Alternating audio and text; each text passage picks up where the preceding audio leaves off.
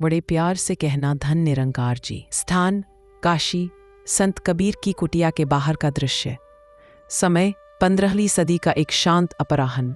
वे अपने करघे पर कपड़ा बुन रहे हैं। करघे की खटपट की लयबद्ध ध्वनि वातावरण में गूंज रही है। कबीर अपनी धुन में मग्न है। उनके चेहरे पर एक गहरी शांति और चिंतन का भाव है। संत रविदास धीरे धीरे चलते हुए प्रवेश करते हैं।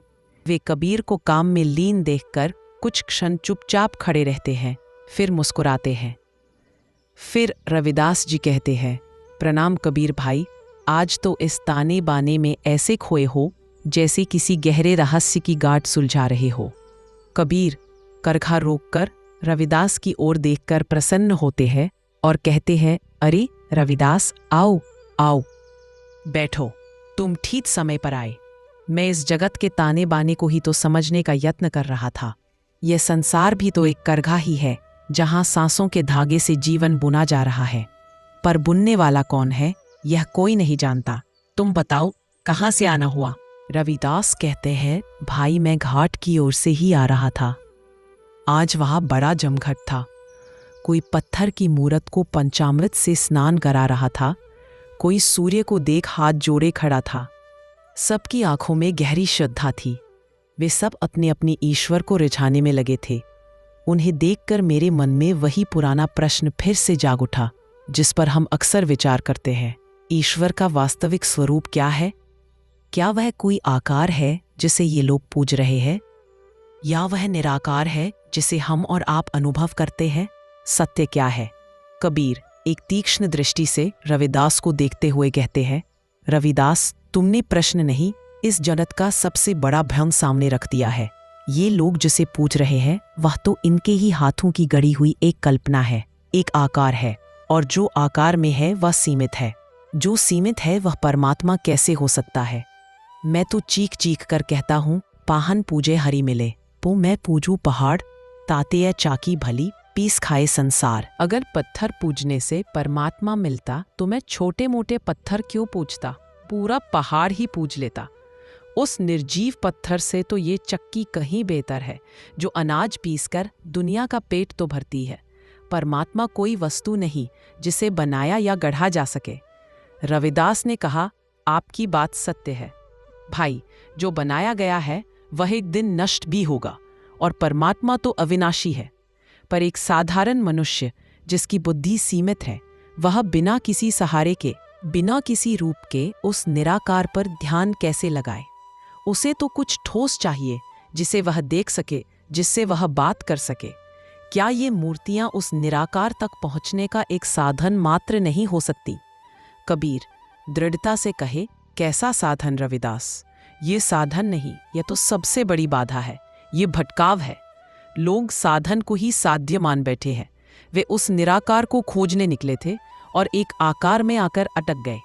वे भूल गए कि जिस परमात्मा की वे बात करते हैं उसका गुण क्या है। क्या परमात्मा जन्म लेता है? नहीं। क्या उसकी मृत्यु होती है? नहीं। जाके मोह माथा नहीं, ना ही रूप कुरूप, पुह पासते पातरा, ऐसा तत्व अनूप। उसका न कोई मुंह है, न माथा, न वह सुंदर है, न कुरूप। वह तो फूल की सुगंध से भी सूक्ष्म है। ऐसा है वह अनुपम तत्व। अब तुम ही बताओ, क्या पत्थर की मूरत में ये गुण है?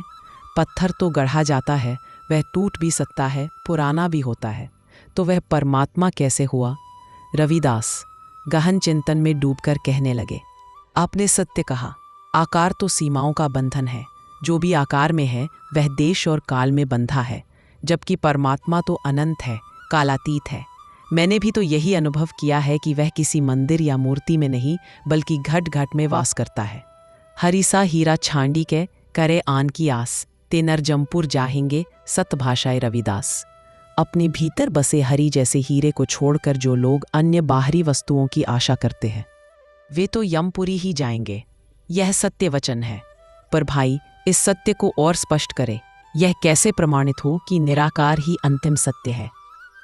कबीर अब पूरे जोश और ज्ञान की गहराई के साथ कहा, प्रमाण तो स्वयं सृष्टि दे रही है। इस जगत में देखो, जो भी साकार है वो पंच तत्वों के अधीन है। उसे आग जला सकती है, पानी भिगो सकता है, हवा उड़ा सकती है, शस्त्र उसे काट सकते हैं। कोई भी देहधारी, चाहे वह मनुष्य हो, पशु हो या देवता, वह जन्म और मृत्यु के चक्र में बंधा है। पर परमात्मा वह है जिसे गीता में आत्मा कहा गया और जिसे हम परम आत्मा कहते हैं। वह ऐसा तत्व है, नैनम छिंदन्ति शस्त्राणि नैनम दहति पावका न चैनम क्लेदयन्ति आपो न शोषयति मारुता, जिसे न शस्त्र काट सकते, न अग्नि जला सकती, न जल उसे गीला कर सकता और न ही वायु उसे सुखा सकती है। अब बताओ, ऐसी कौन सी मूर्त या आकार है जो इन सबसे परे हो?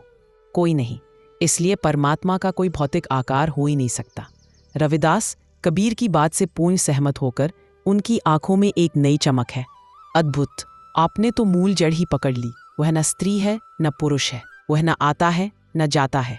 रविदास हमारो राम जो, सो है सब में सार, सार बिना जो काल है, सो है सबसे न्यारा। मेरा राम परम सत्ता तो सभी का सार तत्व है। जो इस सार से रहित है वह तो काल के अधीन है, नाशवान है।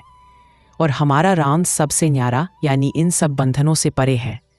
तो यह सिद्ध हुआ कि परमात्मा का कोई शरीर, कोई लिंग, कोई रूप नहीं हो सकता। वह केवल एक चेतना है, एक ऊर्जा है, एक परम सत्य है। कबीर ने कहा, बिल्कुल, और इसीलिए मैं कहता हूं कि उसे बाहर खोजने की जरूरत ही क्या है। मोको कहाँ ढूंढे रे बंदे, मैं तो तेरे पास में। ना मैं देवल ना मैं मस्जिद, ना काबे कैलाश में। खोजी हुए तो तुरंत मिले हाऊं, पल भर की तलाश में। कहे कबीर सुनो भई साधो, सब श्वासों की श्वास में। वह तो तुम्हारी हर सांस की भी सांस है, तुम्हारी चेतना का आधार है। उसे पाने के लिए कहीं जाना नहीं, बस अपने भीतर उतरना है। यह शरीर एक घड़ा है और वह चेतना रूपी जल। जल में कुंभ, कुंभ में जल है, बाहर भीतर पानी। फूटा कुंभ जल जल ही समाना, यह तत्कथ हो ज्ञानी। जब तक शरीर का अहंकार रूपी घड़ा है, तब तक लगता है कि मैं अलग हूं और परमात्मा अलग। जिस दिन यह अहंकार का घड़ा फूटेगा, उसी क्षण यह आत्मा उस परमात्मा रूपी जल में मिलकर एक हो जाएगी, भेद समाप्त हो जाएगा। रविदास हाथ जोड़कर परम शांति के भाव से कहे, सत्य है भाई कबीर, परम सत्य है। आज आपने सारे भ्रमों को काट दिया। ईश्वर साकार हो ही नहीं सकता, क्योंकि आकार का अर्थ है सीमा और अंत, और ईश्वर असीम और अनंत है। इसलिए ईश्वर निराकार है। यही एकमात्र प्रमाणिक सत्य है। पूजा आकार की नहीं, उस निराकार के नाम की होनी चाहिए, उसके गुण की होनी चाहिए।